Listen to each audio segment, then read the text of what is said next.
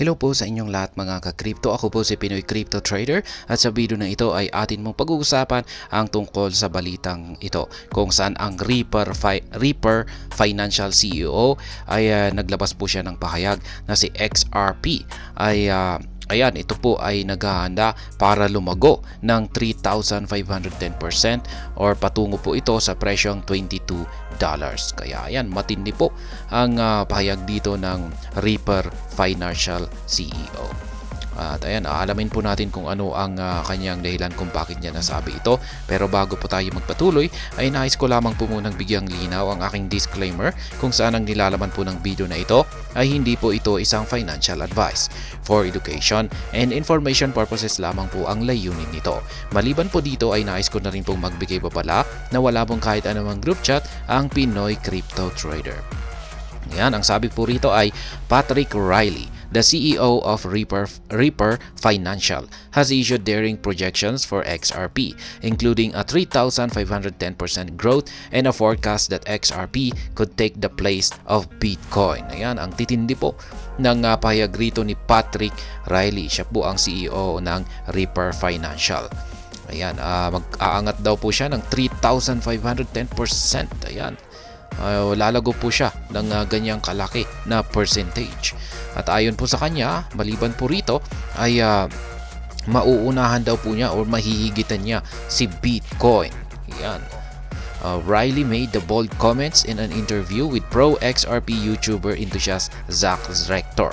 In the podcast, Reilly claimed to have conducted an analysis on XRP a few weeks ago. Ayan. Inilabas po niya yung kanyang pahayag na ito kay XRP, ayan, si Reilly dito po sa kanilang usapan kay Zach Rector na isa na rin pong pro XRP na YouTuber.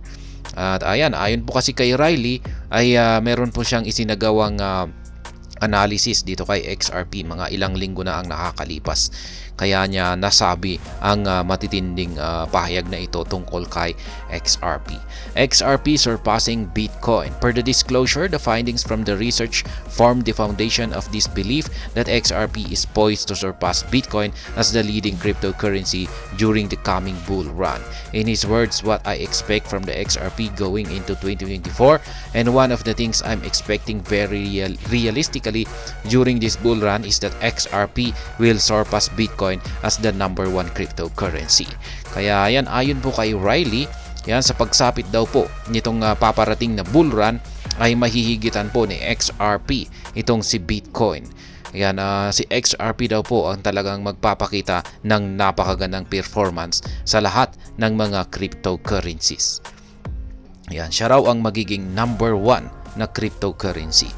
Yan. Meanwhile, he emphasized that this prediction does not imply Bitcoin's failure but rather an anticipation of XRP's ascendancy in the cryptocurrency. Yan, crypto hierarchy. Hindi niya naman po sinasabi na ito ay failure ni Bitcoin. Yan, hindi niya sinasabi na ito ay parang hindi matagumpay si Bitcoin. Talagang yung gusto niyang sabihin dito ay talagang mas matindi po talaga. Magtatagumpay na rin. Isa na rin pong success itong si Bitcoin. Yun nga lang at mas matindi yung success na ipapakita ni XRP. Yan po ang kanyang ibig sabihin dito. Ayan, ito po yung aktual na tweet ni Ginoong Zach Rector. You won't want to miss this one, folks. Live at 8:30 p.m. EST tonight. XRP will surpass Bitcoin. $22 XRP price prediction. Interview with Patrick Reilly. Ayan, pwede po ninyong panoorin yung kanyang YouTube dito po sa YouTube ni Zach Reilly. Ayan, yung kanilang usapan dito kay Patrick Reilly. Ayan, si Zach Rector po pala. Ayan. Yan, sa kanyang YouTube channel. As Reilly was critical of Ethereum, characterizing it as a dying horse that has been struggling for a long time. Reilly cited JP Morgan's disappointment with Ethereum's version 2 and identified high cost and network dysfunction issues. Yan, yan na nga. Ang si Reilly, ay, yan sabi niya rito ay critical daw po ang Ethereum. Yan, parang pagkakasabi niya po rito ang kanyang pagkakadescribe dito kay Ethereum ay dying horse. Yan, nalalapit ng mamatay na kabayo. Yan po ang ibig sabihin nito kasi matagal na po siyang nag-i-struggle o nahihirapan na po siya. Ayan, matagal na po siyang naghihirap. Kaya yan, maliban po dyan ay sabi pa ni Riley ay inilabas niya yung disappointment ng JP Morgan na ayan, disappointed po sila sa version 2 ng Ethereum. At maliban po dyan ay yung napaka high cost, ayan, mataas na transaction fee ng Ethereum at meron pa siyang mga network dysfunction issues, mga problema sa kanyang mga network. In contrast, Riley highlighted the potential of XRP, especially with the introduction of an EVM sidechain. He predicted ARC20 token projects would transition to the XRP ledger due to its faster, more cost-effective and functional network. Kaya yan, kung pag ganyan naman po yung kalagayan ngayon ni Ethereum na isang dying horse, ayan, ayon naman po kay Riley ay pagdating dito kay XRP ay ayan, matindi po siya. Ayan, sabi niya rito ay nagkakaroon nga ito ng transition, ayan, mula sa XRP ledger. Ayan, sapagkat dito po kasi sa XRP ledger ay mas mabilis po kasi ito, mas mura yung kanyang transaction fee, as mas functional yung kanyang network. Hindi po gaano nagkakaroon ng mga problema. Empathetically, he argued that tokens with competent teams would consider XRP an attractive alternative when the EVM sidechain goes live. Kaya ayan, I expect a lot of those tokens to come over to the XRP ledger. I believe Casino Coin was probably a pioneer in doing so. They switched over rather early, but they're definitely not the last. Kaya ayan, ayon po ulit kay Ginoong Riley ay yung mga competent teams po dyan or mga developers po ito ay mas i-consider po nila ang paggamit kay XRP kumpara kay Ethereum dahil sa ayan, dito po sa napakagandang features or functionality ng EVM sidechain na ito ng XRP. At ayan, kung pag lumabas na ito, ayan, ay talagang marami pong gagamit dito. Ayan, XRP to hit $22 or higher. Meanwhile, the host asked Patrick Riley to disclose his price target for XRP to the coming bull run. Riley stated that he foresees XRP reaching $22 or higher in its next peak. Kaya yan, nung tinanong ng YouTuber na si Zach Rector, itong si Patrick Riley, sa kanyang mga price targets dito sa paparating na bull run, ay ayon po kay Riley ay magagawang akyatin ni XRP ang presyong $22 or higit pa. At ito yung magiging next peak niya or sunod na kanyang magiging all-time high.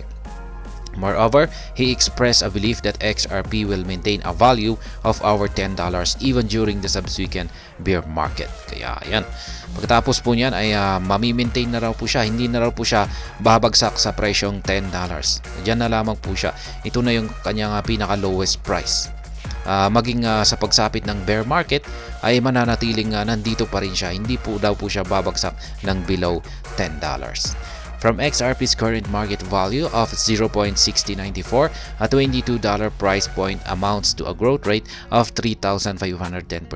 However, he emphasized that his prediction should not be considered a financial advice. Kaya, ayan, yung current market price po kasi ni XRP ay nandito po, wala pa sa $1, nasa 60 cents, $0.6094. Ayan, at kung pag-aangat po ito sa $22 ay ang equivalent po nito ay 3,510% na paglago. Yan, pero inaamin naman po ni Riley na isa lamang po itong prediction at hindi dapat po itong i-consider na isang financial advice. And while several commentators have emphasized that it is unlikely for XRP to claim this price in the next bull run, should this occur, the token's market cap would soar to $1.18 trillion, far surpassing Bitcoin's valuation of $839 billion. Kaya ayan, marami pong mga commentators ang nagsasabi na mukhang malabo na akyatin na XRP ang presyong $22. Ayan, maging dito sa paparating na bull run. Pwede pa siguro pero kung pwedeng magagawa niyang akyatin ito, pero hindi po dito sa papalapit na bull run kundi sa mga susunod na ilang mga taon. Kaya yan, Pero kung sakaling na-hit po ni XRP ang presyong $22 or higit pa, ay yung kanyang market cap ay magiging trillion na po. $1.18 trillion yung value ng kanyang market cap.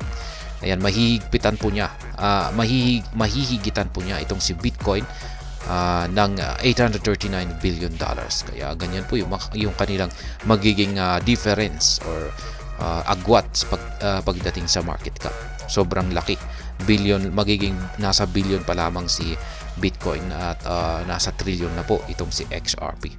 However, this evaluation considers a scenario where BTC doesn't appreciate by a large margin, a highly unlikely outcome. Yan. Yung scenario naman daw po na ito ay kung sakaling hindi po gaanong umakyat or nagpakita ng magandang performance itong si Bitcoin, at kung sakaling naging totoo nga na mas naging maganda yung performance ni XRP.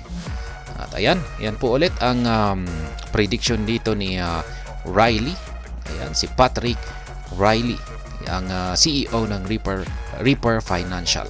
Ayan, kanyang prediction daw po dito sa paparating na bull market ay magagawa daw pong akyatin ni XRP ang presyong $22 or higit pa. At siya po talaga ang magiging number 1 na cryptocurrency, or siya yung magiging pinakabida ngayong paparating na bull market.